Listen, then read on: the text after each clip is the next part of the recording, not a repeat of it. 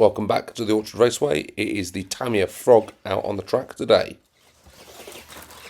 Not a bad opening lap there, 7.47. Ooh, big crash on the start of the second lap though. Now the Tamiya Frog is one of my favourite Tamiya chassis from the 1980s. I just adore the way that this one handles.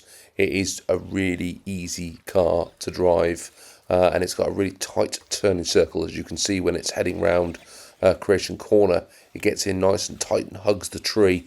The others were touching out onto the path, but we don't have the problem with the Frog. 7.67, good lap.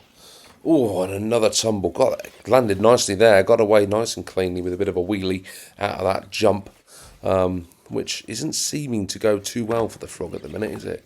This is looking like a decent lap, though. 7.37, that is our current lap record.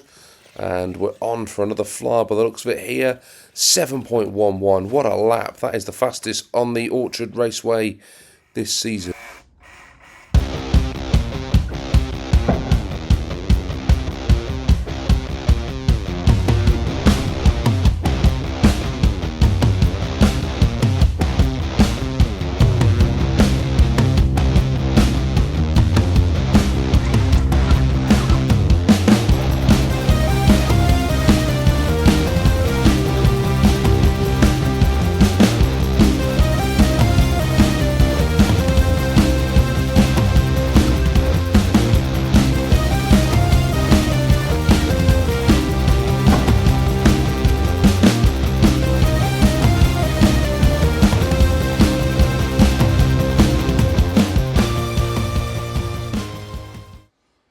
It is always an absolute charm to drive this RC.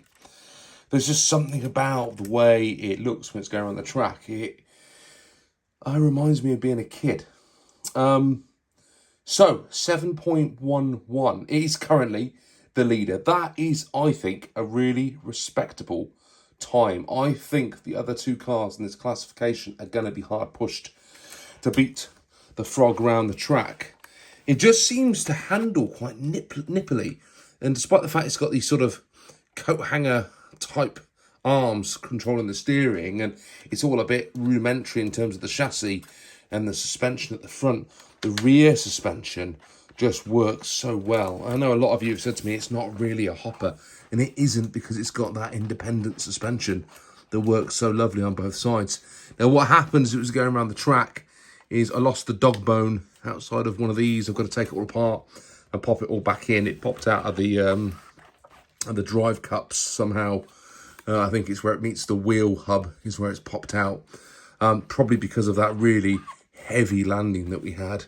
You can see that they're both in at the top, but it's not in down the bottom here somewhere. It is completely popped out. There you go. See, you can see it in there. It's gone.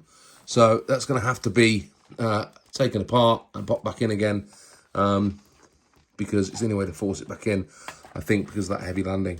Yeah, other than that, I think it drove really, really well, and it was just getting into my rhythm as well. The laps were getting faster and faster when I, spectacularly crashed it.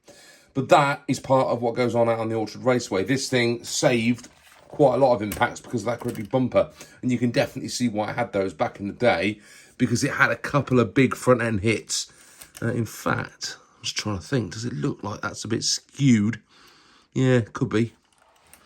But we're still in one piece.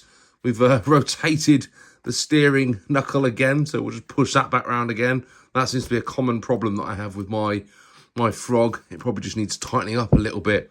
Up here, it looks like that is coming loose a little bit. But hey, it takes the punishment out on the track, doesn't it? And it keeps on rocking. So the Frog is in the lead. Top position out on the Orchard Raceway for now in the hopper class. 2 more to go. See you next week. If you're enjoying the content, make sure you subscribe down below, because the YouTube system will tell you when there's another video coming in this series. Until next week, whatever you do, have some fun. Bye for now.